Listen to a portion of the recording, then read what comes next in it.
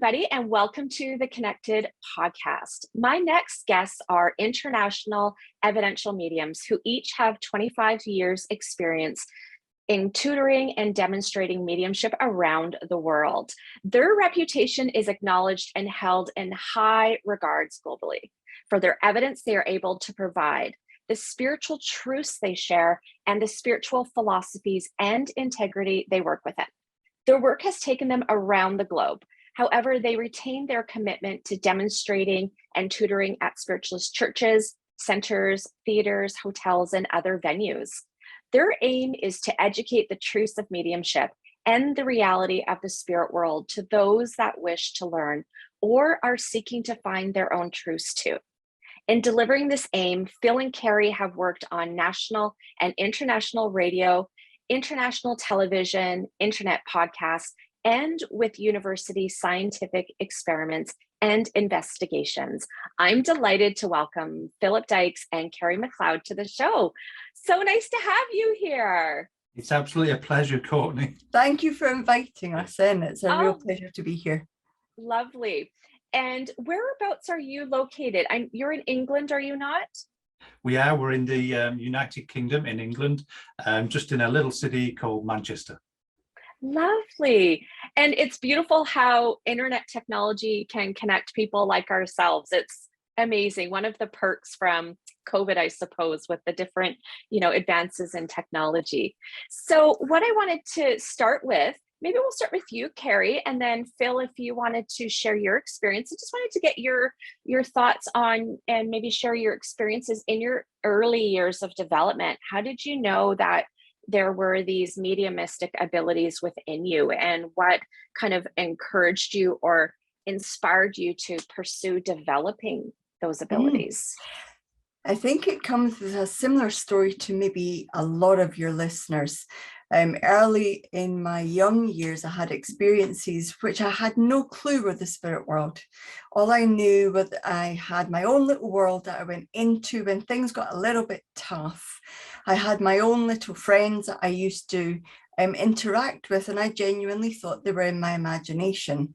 Because when I shared those experiences with my parents, I was told that I had a fantastic imagination and I really shouldn't tell that very many people. So I learned quickly not to tell people. And in some way, I actually think I programmed myself to not believe that any of it was real. So I kept it to myself and absolutely just believed what I wanted to believe. And then I grew up and I grew out of it, I think. I got on with life, went to school, went to high school, went to university, got a career, had a family, and life just started to happen. But in 1996, I had quite a serious accident that firstly gave me lots of time off work. And secondly, got me asking those large questions in life of what happens when you die? What happens when the physical body gives up and goes into the ground, or goes into that crematorium? What happens to the soul? What happens to the person? And as I did that, I think the analytical mind in me got the better of me, the analytical mind, the skeptical mind, because I learned to question everything. And as I did, I found myself doing those normal first steps of dowsing, using pendulums, using cards, creating more questions. And I ended up at the door of a spiritualist church in my hometown at that time of Dunfermline, which is just north of Edinburgh. And I met my future friend and tutor, Jock MacArthur. And I also received a number of readings over the next few years from well-respected mediums who said I would be working with the spirit world and traveling with the spirit world.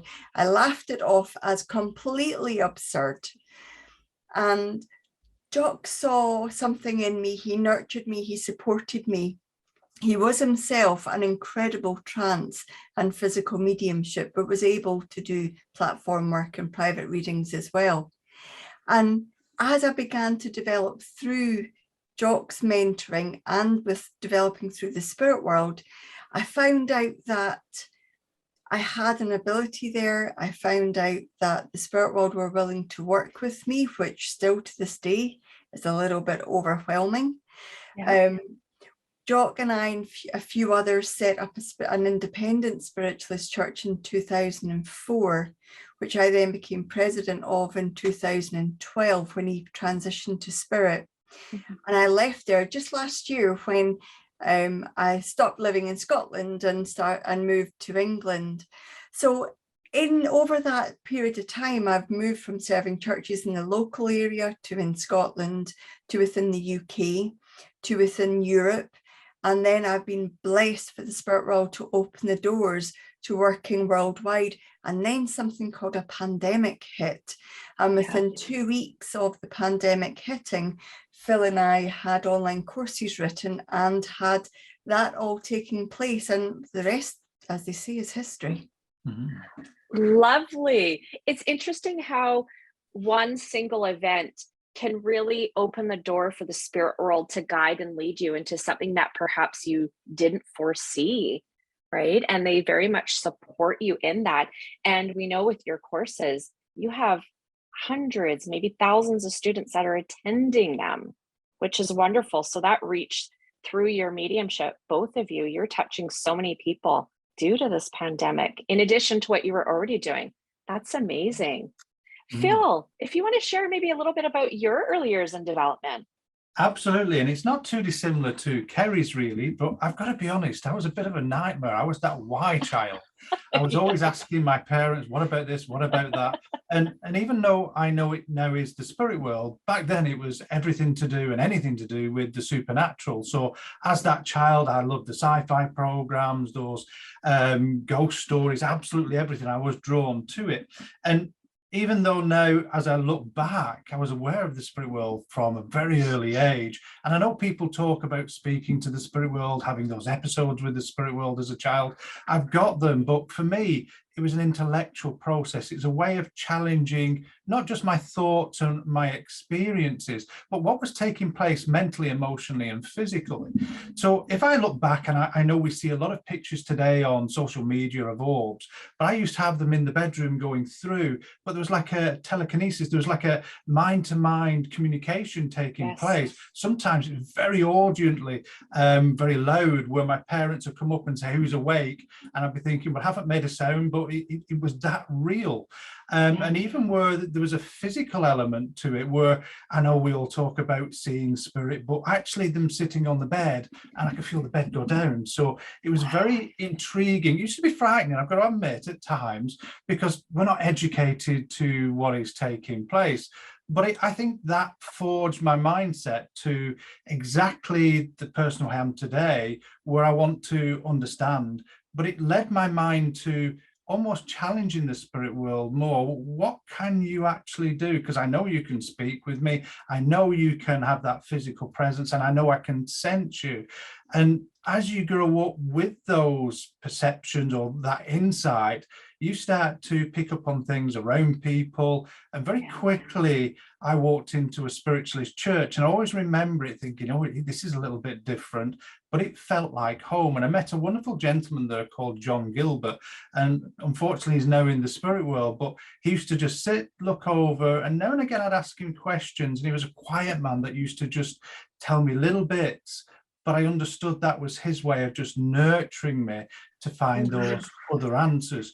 But again, it's almost where I want to talk about a journey through unconventional means. It wasn't all within the churches. I actually started to develop in what we call the paranormal world. Today, paranormal doesn't exist to me because it's normal, but it wasn't the things you see on TV. It wasn't these supernatural things and mocking the spirit world. It was the intellectual experiments, questioning and challenging, and to see tables move and spell names out, and the planchette go from numbers, and even where I used to send those thoughts and say, if it's really you'll communicate, you'll spell this name, you'll do this, or interact in a way. But I wouldn't take part in the experiment. When people used to read the name out, I used to just make me smile, because I thought, no, that's the intelligence working. So I've always had that mindset.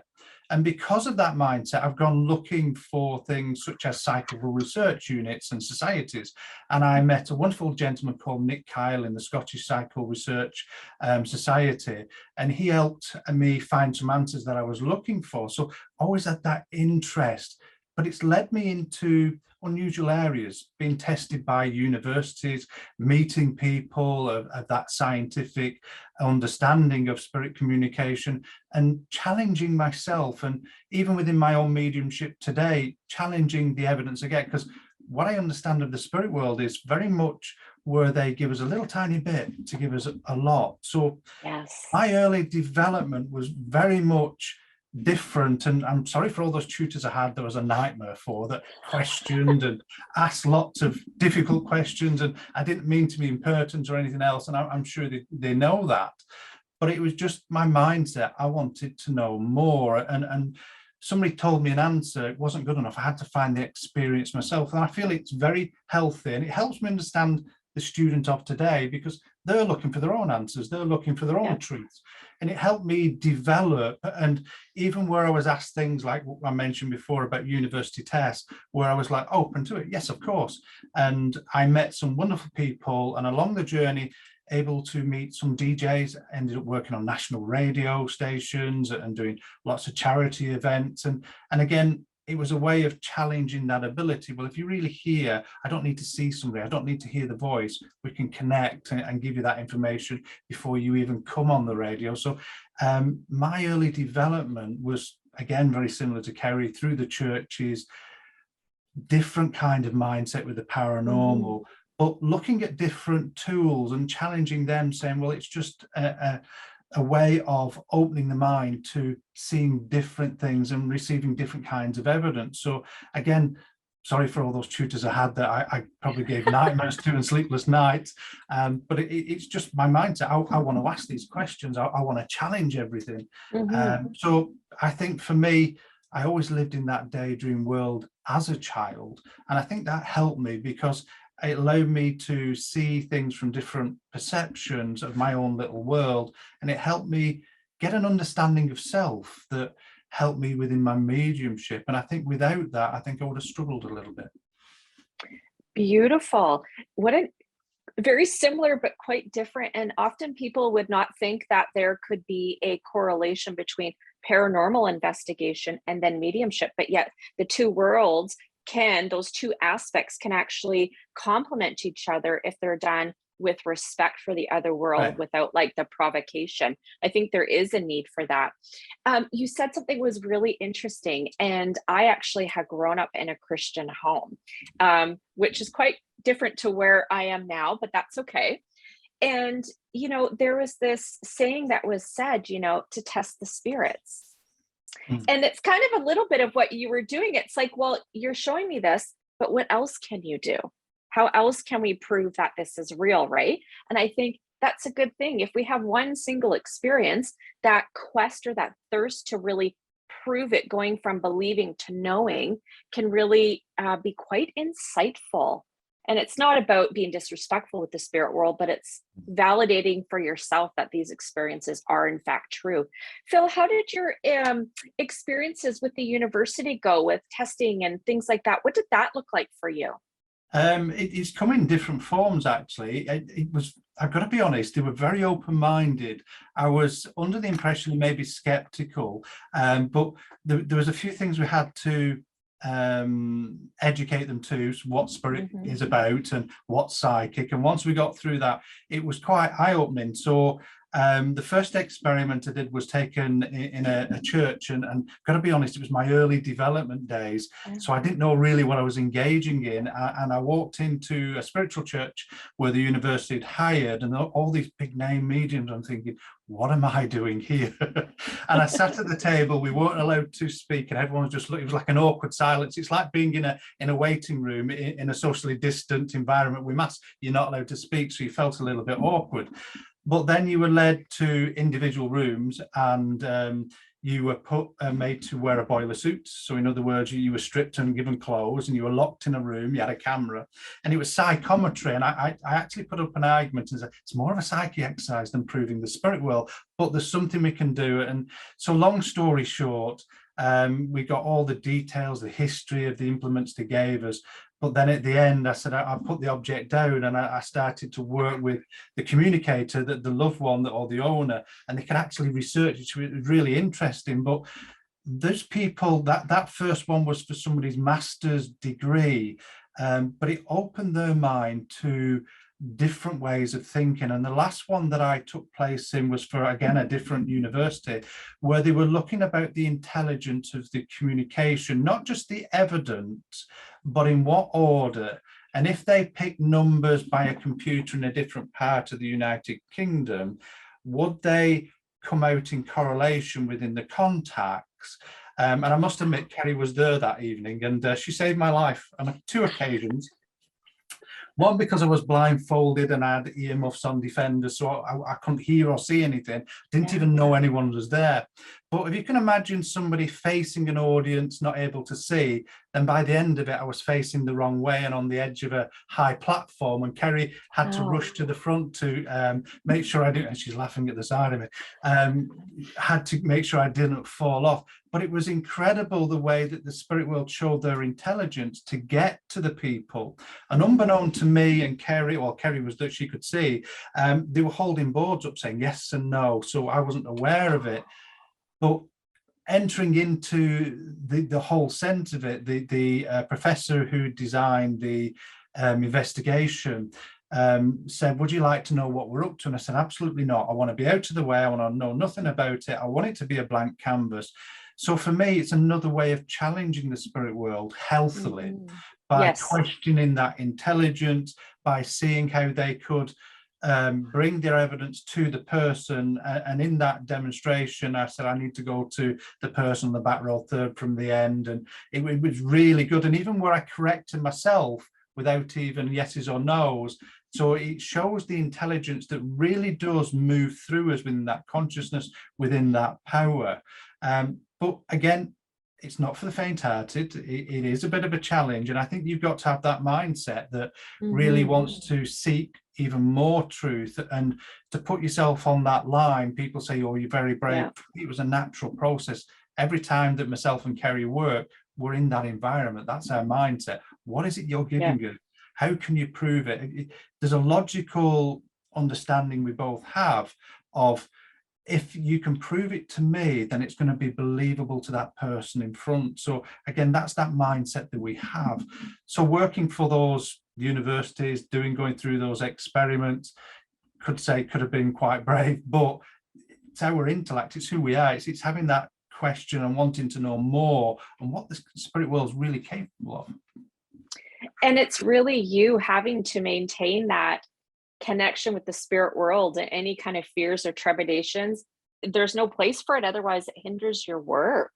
Correct. And you're so beautiful. And that's a real testament, even for mediums that are developing or well-established mediums, and they want to keep progressing and elevate their mediumship. We got to keep raising the standards and pushing ourselves, not so much the spirit world, but again, I love the phrase that you use, challenging the spirit, right? And what else can we work with this? And beautiful. That, I'll say you are brave, because I don't know if you catch me doing that. But I think if you work as a medium, as I know you do, Courtney, and everyone out there that's listening, myself and Kerry have this little thing that we say, we don't question the spirit world with the mind, we challenge through that conscious soul what we're being given. And I think that's a healthy thing to have, whatever level we are, wherever stage of development we are, to challenge and see that bigger picture, because we're dealing with a very intelligent world that's given us far more than we can possibly conceive. And I think that showed itself just before the pandemic hit. We were doing online demonstrations, unheard of before, because there wasn't really a need for it. Then we did a live theatre demonstration from Fort Lauderdale, and it was streamed worldwide live. And that was in November. Actually, it was December 2019. It was, yes. So we had already moved to the places where people had said that will never work. It'll never take off. And then when we did our first Sunday gathering, which was about 10 days after most of the world had gone into lockdown in mid-March, the amount of people that said that will never work. You'll never get people coming online. The spirit world doesn't want to work online with mediums. Well, once we've set the bar, you talked about raising the bar, it really is necessary to always be challenging. If the spirit world don't want to work a certain way, I'm sure they would be saying, we don't, and they would step back. But all we felt is an encouragement from the spirit world to get that raised bar out there, to get the understanding of what mediumship is about, and to let people know what to expect when they get a mediumistic and evidential mediumistic reading. And you know, it's so limiting. I don't quite understand, in some aspects I do, why the humans that we're all human, but those that still have physical bodies, why we limit the other world. They are an intelligence, and why we limit how they can come in and connect with us. And mediumship, my understanding, is about proof of survival, but at its essence and its core, it's all about healing as well. And the spirit world, at this cusp of the pandemic through to now, has recognized that need. And of course, they're going to work with us and all of these technologies to bring through that evidence, that proof of survival, and that they're wanting to support us with what's going on in the world. It's beautiful. And you know, you guys very much inspired myself and my church, the other minister, because we were shut down. We had a physical center, but we couldn't go in. And we recognized that there was this need to still bring through that philosophy and those teachings from the other world. And we ended up very quickly going on Zoom, and that was what was able to help us keep that center today, which we're now able to go back into because of the work that you have done along with Sandra Champlain on the We Don't Die radio and your Sunday gathering. And we didn't know how it was going to work. How is this going to work? How is mediumship going to work? Oh my goodness. That is challenge. It was challenging, but it's like, no, there's this need. Spirit's going to support us. And you guys really have inspired, I'm sure, so many other people besides our small center as well. So thank you for being courageous and really pushing the bar and showing others what can be achieved if we trust and if we're willing to move forward and trying out new things. Well, thanks for sharing with us, because it's interesting to see what we did because we felt it was the right thing. It's always interesting to hear how the knock-on effect has been. So it's lovely to hear. It is. Yeah. And if we look at spirit communication, the history of it, we can talk about the religion, and we can look at the actual facts of it. Mm-hmm. Spirit world's always found a way of communicating, getting our attention, all the way back at the Hydesville, even to this pandemic through Zoom. It's touched and reached so many more people. It's hard to believe that people said it won't work, it won't happen, it's disrespectful. But actually, once we did that demonstration, I remember the first one we did, we were so nervous. Will it happen? How will this work? And when we got going, we absolutely loved it, and we thought, this is a new way. And it really dawned on us that we were helping so many with it. As you said, it's a knock-on effect that other churches and other centers and other people have started up. But we've met people from religions I've never heard of. I've met people from different parts of the world, and it's built a community that we all can thrive within, but also talk and share our truths and debate these truths about spirit communication. Yeah, it's absolutely lovely. And there's some centers that they lost their physical center locally here. And we're very blessed that we haven't, but they still have this technology in which they can still share the beautiful teachings and philosophy and prove life after death through that spirit communication, because of people who have, set the example and really shown us how to do it, at least what we want to aspire to be. So that's absolutely lovely. I'm curious, so you still continue to demonstrate, but how did was it a natural progression moving into teaching mediumship and psychic development? I think when the spirit world are looking at what they need from us as mediums, we have to be willing to just move to where they want us. For me, the teaching was a natural step. I've always found the ability to be able to share whatever I understood in that moment, no matter which subject was about. But I've always been passionate about mediumship. I always was passionate about the pioneers of the past, and their mediumship always came and got stronger at times of need in the world. So if we look at the times going through the First World War and the Second World War, the incredible level of need that was there in the population of the world, I'm not saying that it's a similar experience, but the level of need that happened through the pandemic was tantamount to needing proof that there's something there, that there is something worth believing in. And so when we moved from demonstrating and from doing private readings, it seemed there was a natural flow to teaching. The teaching part has always been before to people who understood what a mediumistic ability was.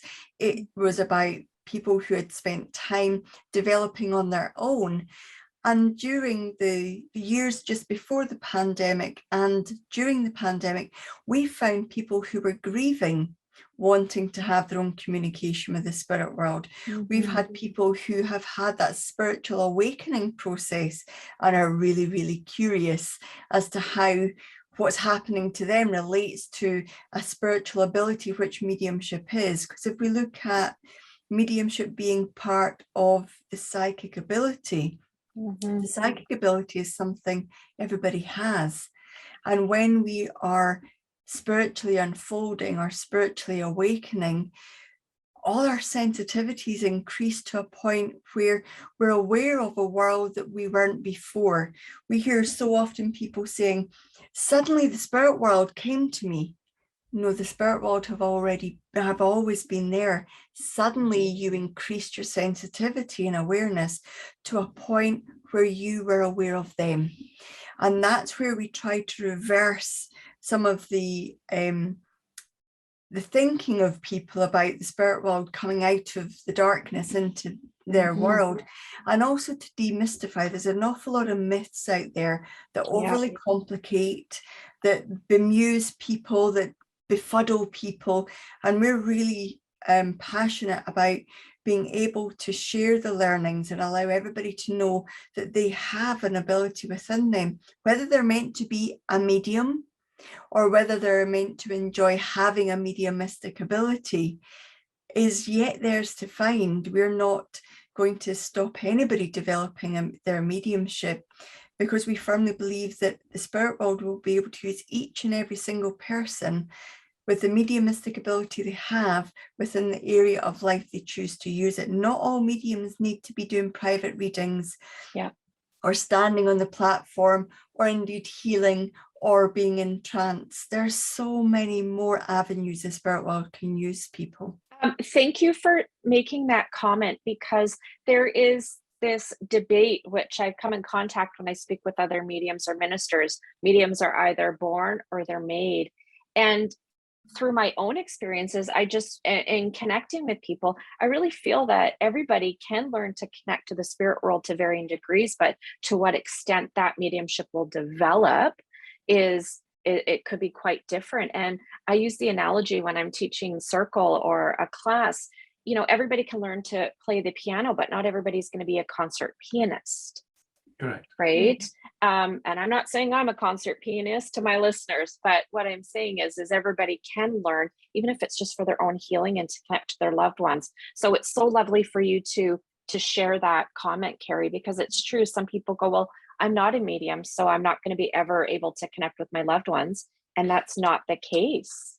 And I think there's something additionally in there about each person being able to follow their mediumship, but not pushing it. We see so many people pushing their mediumship because they want it for maybe their own gain or for their own reasons.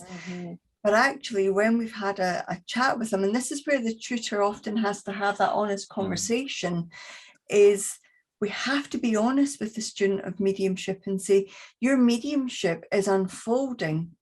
However, your interest in creativity or music or dance or art seems, you come alive when you talk about it. It seems to be something you're passionate about. Why are you forcing yourself into developing a mediumship when actually the spirit world maybe want you to express who you are in a different way? Enjoy your mediumship and enjoy being passionate about something that comes so natural that Phil and I may be a little bit envious of the ability that they have. Absolutely. One of the wondrous things about people development, spirit communication and what the spirit world can do is phenomenal. And to see people that don't have any, how can I put this, belief in self, or don't have that confidence, and we listen to some of them and think, oh my God, if we only had it as clear as that at times, or in our early development. So it really is a wonder to be able to teach. And very similar to Kerry, I came into it the same way. But as I go back to that why child, that was my way in, because I started to question, challenge the spirit world. And through my own experiences, I used to say, why are you doing these things with me? And when I first experienced the trance states, it was like, I'm experiencing this. I can't really interact with what's happening, but I'm aware of what's happening in the background. And it almost where they took me through things step by step so I can understand it. And as I look back now, I thought, well, that's my education. That was them saying, well, we're teaching, we're not just doing it, we're teaching you, we're taking through all these processes, all these steps, we're keeping you aware of it so you can help others. So for myself, it's quite a natural step moving from developing into the mediumship of teaching. Where was that, I don't know, pesky little person that was asking loads of questions and annoying people. For me, it was healthy, having that mindset to then saying, well, there's more to the answers than I'm getting. There's more here to spirit communication. And when I asked people, they didn't seem to really have the answer, or what I heard back wasn't in depth enough. So having that development, having those experience of trance, of mental mediumship, and even in mental mediumship, as you know, Courtney and Kerry and everyone else listening, we've still got to have one foot in the spirit world, but we've still got to still have one foot here, because we've got to present it. But to have your consciousness shifted while still being aware of it, being aware of your emotions, deepening the evidence, but also mentally having the thoughts and interaction, being active in the communication, helps you really see what the spirit world's capable of, and also makes you have more questions. So that was my way into teaching, and to bring those experiences to people, to say, you know what you're going through, that you feel a little bit daft about, or you're not quite sure how to ask that question, because there's only one daft question, and that's the one you never ask. So exactly. So we've got to be there for people. We've got to support people. We've got to say, you know what, this is an okay space. This is a safe space to ask these questions, and whatever you've heard before, because if we're honest, there's no handbook, there's no development where you come from a child to that adult to really explore what mediumship is and what the spirit world is. There's many books that people have given of their own experiences, but we can't read them all. So we've got to live our own. So that teaching is important to us, because we want to be there for those that where we didn't have those people there for us, but also we want to give those answers that can help people move forward and say it's okay to be in this place and have these questions and go through these things. I think that was partly behind when we set up the Spirit and Soul Foundation, was about having the standards set, but also we were seeing so many different types of mediumship being demonstrated, and in some cases what we would see as a watered down effect of evidential mediumship. So I think we felt that we would be able to pass on the efficacy, the moral standards, the high standards that the pioneers of the past fought for us to be able to demonstrate our mediumship.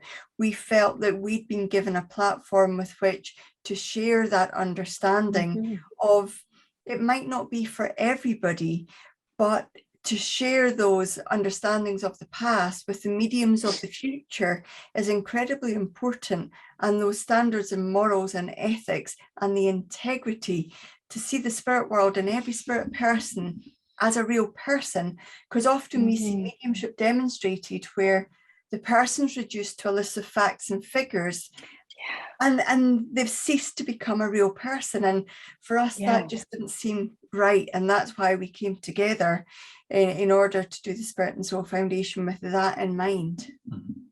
I love that. That completely resonates, because I've been mentored by a well-known tutor at the Arthur Findlay College, and I did a private mentoring program with this individual.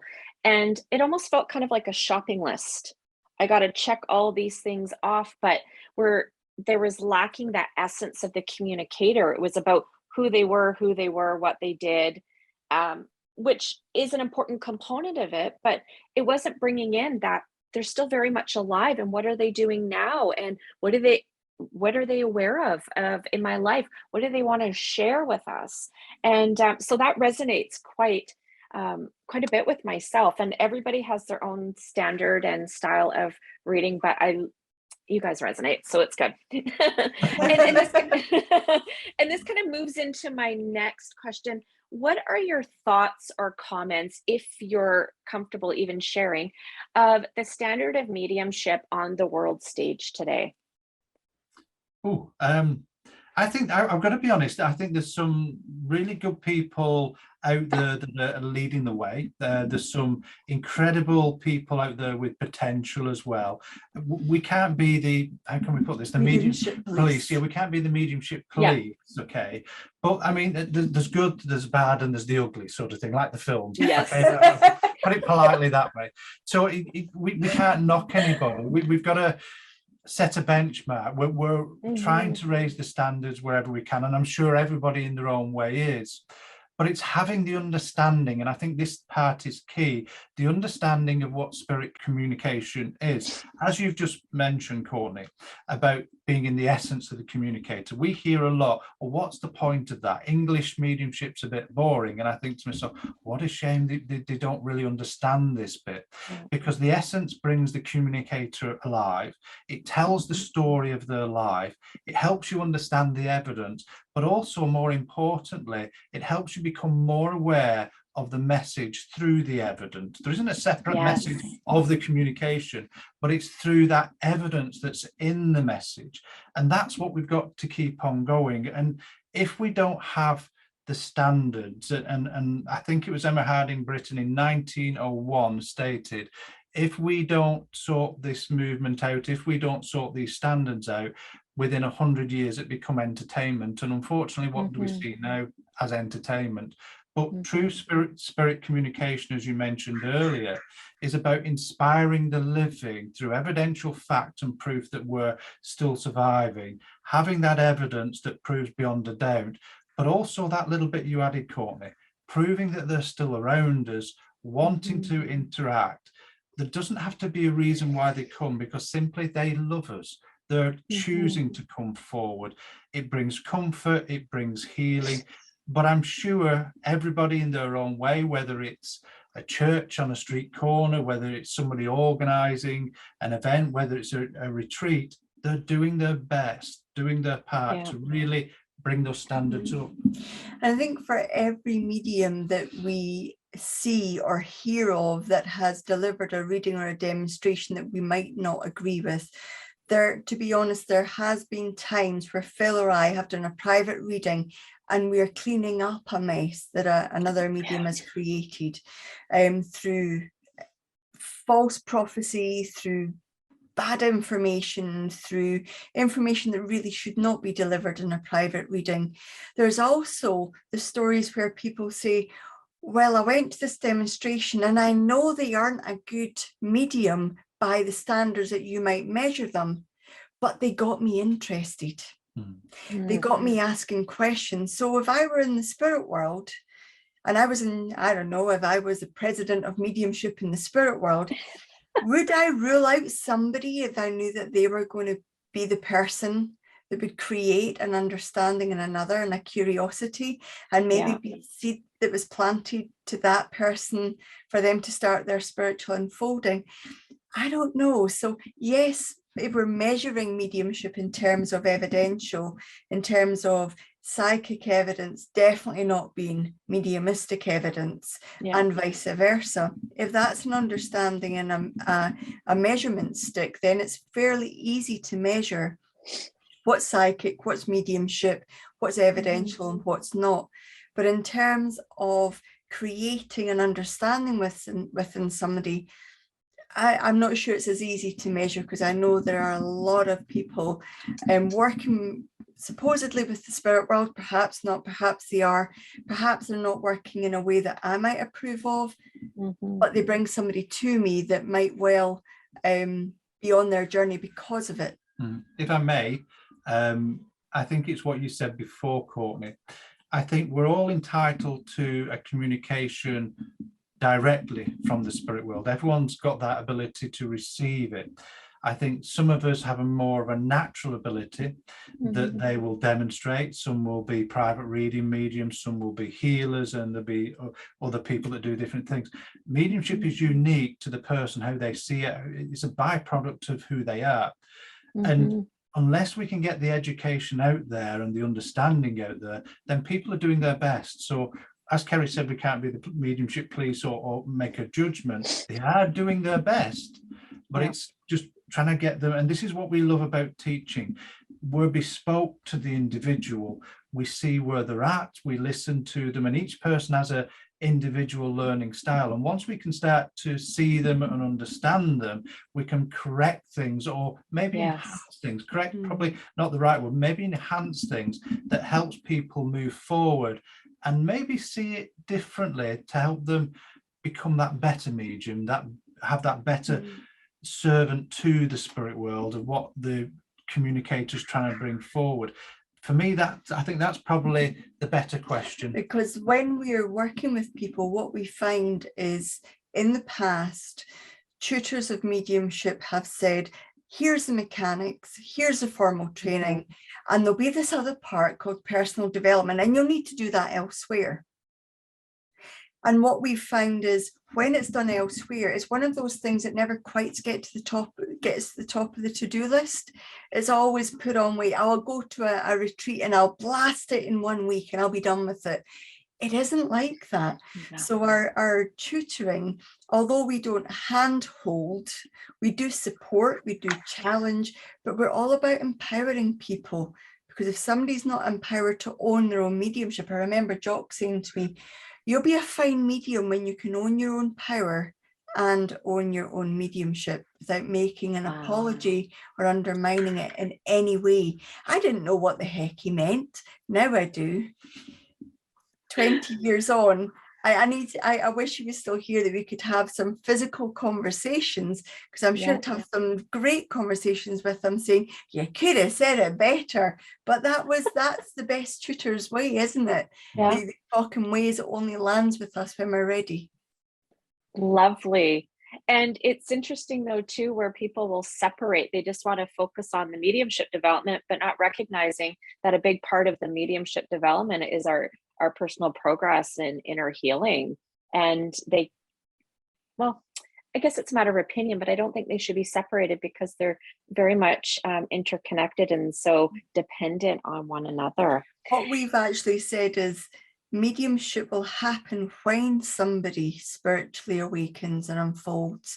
When somebody flows their mediumship without the other, they will end up traditionally mechanical and not able to get into the essence of the communicator, because they're not really able to be comfortable with themselves, the good, the bad, and the ugly. So one is absolutely reliant on the other happening. Do you, this question goes out to both of you. Do you have any advice for those that are listening who are in the early stages of their development and perhaps maybe a little confused as to what direction that they should go, or any tips that you have for them? I think we've probably got dozens of tips we could probably give. How long have we got, Courtney? A thought. if I've ever told everyone that the mediumship or the spiritual development is a byproduct of who they are, really get to know self, those self-limiting beliefs, really understand what they are, where they come from, and work with them and manage them. But also, they've got to be true to who they are.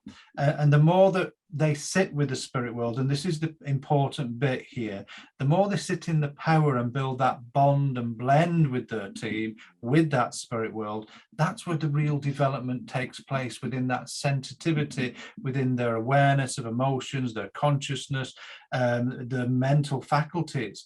Once they start to grasp that and start to listen to that voice through their soul, within their mind, that comes from the spirit world, that they know it's not their thought, that's where we start to get that self-belief and those abilities start to show. I remember asking the same question to the spirit world: what am I meant to do? Where am I meant to be? Why am I comparing myself to others and watching others? Am I meant to go that way? And all I heard from the spirit world: when it's your time, you'll know. And I thought, well, that wasn't really the answer I wanted. But it made me sit, and the experiences I had with the spirit world soon taught me and showed me, once I started to listen and see and take notice, where I was meant to be going, and it started to unfold. Because when I heard that, I stopped pushing and I just started to surrender to that power. And similar to what Phil has just said, mediums or developing mediums often push their mediumship in the direction that they feel they want to go in. Mm-hmm. People often want to get to platform mediumship or the private reading medium, and actually the spirit world might be asking them to go in a different direction. And in that space of sitting with the spirit world can let you know, because only the spirit world can let the individual know exactly where they need to go. But it takes time, and it takes a dedication to that meditative, that sitting in the power process, and that discipline of sitting in the power. I know you're going to put some links up. We have some downloads that will help people find their way into being able to sit in the power. We've also got ones that help them understand their purpose or self-healing or get introduced to their guides. But we also have something we've literally just finished, and it's called The 6 Stages of Spiritual Awakening. And it's a podcast that walks people through the different stages through the awakening. That blissful stage, that stage where everything just suddenly becomes really hard and we get really despondent, that stage where we want to hide away from people, and then that stage where we begin to release pressure and we begin to stop pushing and we surrender to that creative force of life, to then the stage of being in full commitment to the purpose that we know that we're here for. But it isn't chronological. It doesn't do a full circle and then you're done. We kind of dart between. So we can share that with your listeners and give those links out, because it's a really challenging journey to do. And if we focus on the mediumship, then we can become a little bit disillusioned. What we ask people to focus on is, what's your why? Why are you doing this? Because when life gets really tough, the answers of, I want to help others, I want to give the spirit world a voice, I want to create healing, I can guarantee they will mean next to zero when you're in your lowest place. Only getting in touch with, why are you doing this? That will create, I certainly know for Phil and I in our own journey, getting in touch with that why and that connection with an unseen world is all you ever need for the good and the bad times. It's beautiful. You say that your why, it keeps you anchored in your purpose and why you're doing this. So regardless of the external circumstances, it gives you that strength to keep pursuing the development and whatever direction it takes. I'm just going to share something small, but Phil, you mentioned the word surrender. When years ago, when I started sitting in circle, in the center of the circle, there was a small table and there was these beautiful stones that had different words painted on them. So when we would be sitting, it would be a focal point of something for us to think about as we're sitting and developing. And one of them was surrender. And I thought, oh, it's so true. If we can surrender to the power of the spirit and allow them to move through us, we just might be surprised at what can be achieved through our own unique development at whatever level we're at. So, and can I give you an example of yes, surrender? Please. I can give you many, You but could. I'll give you one. When the pandemic first hit, we had 18 months work kind of swept off the table, which is not an uncommon story. Many people had much more difficult experiences. And Phil and I began to focus on what can we do? What can we do? We must do something. We must. And nothing worked.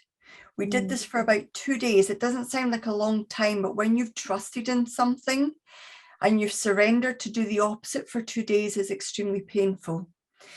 And then we both sat in the power. We both came out and said, you know something? We need to just give and surrender. And within 24 hours, things had shifted. The spirit world will take everybody that's listening. The spirit world will take people in the direction they need to go. You have to set your intention and be committed in that direction. The spirit world can't make the decision for you. But when you've made that decision and you're committed to it, the spirit world will assist you. They can't do it for us. What is it Sandra says? The universe will work with you, but not for you. I think one of the things we taught a lot is that we're like glass houses. Your thoughts and intentions are always going to the spirit world, and they'll hear that. So if you keep those dreams, those aspirations and inspirations that you want to achieve there and hold and believe with them true, that goes to the spirit world, and they will start to manifest for you. But again, where I started right at the beginning with you, Courtney, where I said I need to apologize to all those tutors, I think also I need to apologize to the spirit world for all the questions and challenges. We were no different. We probably pestered the other side of them, life out of them. Actually, they probably thought, yeah, we're off. I have the most patient spirit team ever. Exactly, and mine must be even more patient than that. They must be laid back on a beach somewhere, thinking, "Yep, he's at it again."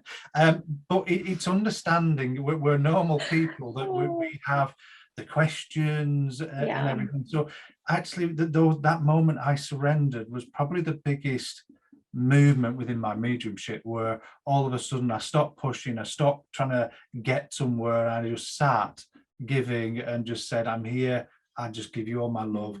And that's when I had some of the most prolific experiences with the spirit world that challenge modern science and convention, and that really starts to open your mind, and it shows you what boundaries we set ourselves within our own self-limiting beliefs. And once they start to dissipate, not disappear but dissipate, we're able to touch the potential that lies within all of us. So if I could recommend one thing, that I stop asking questions and just surrender to them. But if they did have a question, the reason we do once a month, it's called Let's Talk Mediumship, because people have questions. We answer, but we answer the questions in a way that create more questions, because that's how Phil and I learned. We learned from having debate, we learned from having discussions, and we know that a lot of the people that work with us and train with us have questions. So that's once, I think it's the first Wednesday of the month. We've got all the recordings from previous ones, but people can they don't have to turn up, they can get the recording to it. But it's people naturally have questions, and Phil said earlier, the only daft question is the one that isn't asked. Yes. Well, it's been an absolute pleasure having you both, Phil and Kerry, on the show, and for sharing your experiences and your thoughts on mediumship development, and some really good advice for those listeners that are on the pursuit of developing this beautiful faculty. Can you let our listeners know what you have coming up, where they can reach you? Well, they can get in touch with us on the website, which is www.thespiritandsoulfoundation.co.uk. We're on social media, all the normal avenues. What we've got coming up is the weekly development classes that we have. There's two different sorts. There's the big groups that's found for the foundations, then the harder classes, or should I say that the ones that are really disciplined. We also have this weekend coming up what we call the altered states of consciousness, where we walk people through the different states of the consciousness give them an experience, but we give them a layer by layer approach, so they've got a good understanding of it. And if anybody wants to access any of the recordings of the courses we've done, then on our website, they can, if you go to pre-recorded courses, you'll get access to all the pre-recorded courses there. There's access in the shop to all of our CDs or downloads, but we have every week, the weekly courses have been recorded as well. So if you feel, oh, I've missed the beginning of the year, there is a way you can go back and get January through to April and then join us in whichever month that you happen to be finding this. Because what we've done is with the weekly courses is to, as Phil said, layer it. So if you get the first few months under your belt, you will come in not feeling like a fish out of water. As long as you've listened to the first few classes, you'll come in with an understanding, because we feel that everybody is entitled to have an understanding about the psychic and the mediumship of their own ability. Yes, and we've got some really exciting news that we can't really share with you right now. That's but okay. All I say about it is that it will be more accessible to people, and we are planning to be in Canada. We are planning to be in different parts of America. It's all in the process, but we don't want to give anything away because we want it surprising. We want it to be different, because I don't think it's been done before. And looking at the hybrid of live and online, because we've had some people with us, as you know, online since 2020, and they're still learning with us and still taking part, because we have a huge community worldwide. We go from your side of Canada down to, we've got people in Hong Kong, people in New Zealand, all over Australia, and throughout Europe as well, and in different parts of Asia, and of course North America, South America, and Canada. So we've got a beautiful community, and they are all supportive, and they're all in contact with one another. Yeah, it's almost like a family. They're all supporting each other. They're all there rooting for each other. There's no egos. There's no comparisons. There's no competition. It just, sometimes it gets us quite emotional. But we want to get everyone together and bring them together just so they can meet each other in person. So our dream would be to get over to the North Americas and have coffee. Just pull up into a place and put something up in social media and say, we're here, come and join us. Yeah. I don't think that'll be too far away. And we can go and stop with Courtney now. That's it, there we go. That's exciting. I'm definitely going to be staying tuned, watching the website, asking my listeners to do the same so that they can connect with two beautiful souls and beautiful mentors that I'm sure each of us can learn from. It's been a pleasure having you on the show. Thank you so much. Thank you, Courtney. Thank you.